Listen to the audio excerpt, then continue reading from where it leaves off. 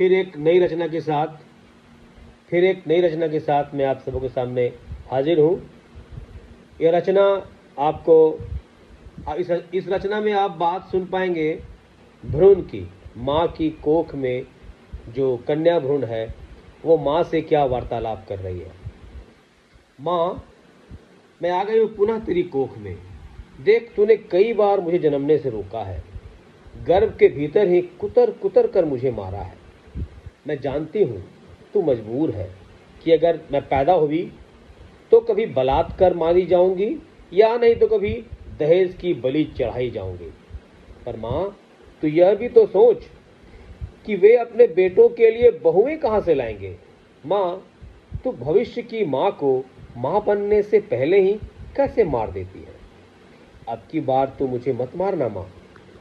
अब की बार तू करना महसूस कि जब सब्जी काटते समय तेरी उंगली कट जाती है तो उई माँ कह के कैसे चिल्लाती है।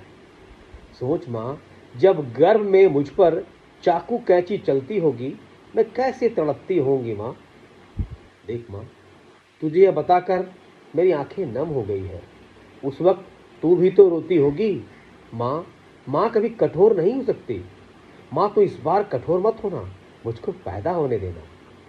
माँ सोच, अब कि तू आज तक तो कितनी बार माँ बनते बनते माँ नहीं बन पाई है। कितनी बेटियों को तूने गर्भ में ही कब्र बनाई है।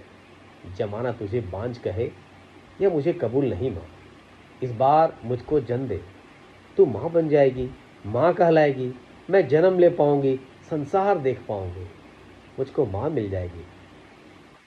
पर माँ, मैं सोचती हूँ बड़ा होकर मुझे भी तो माँ बनना होगा। क्या मेरे गर्भ का भी यही हाल होगा जो तेरे साथ हो रहा है। क्या दहेज के डर से मुझे भी गर्भपात करवाना होगा। ओह माँ, तब मुझे पैदा ही नहीं होना है, तब मुझे हत्यारिन माँ बनना ही नहीं है। माँ, तू मुझे पुनः कुतर कर मार दे। माँ, तू मुझे पुनः कुतर कर मार दे। ये है गर्भ से कन्या भ्रूण हत्या की पुकार। अगर आपको अच्छा लगे तो आपसे निवेदन है, आप कृपया करके इसे शेयर कर दें। शुक्रिया।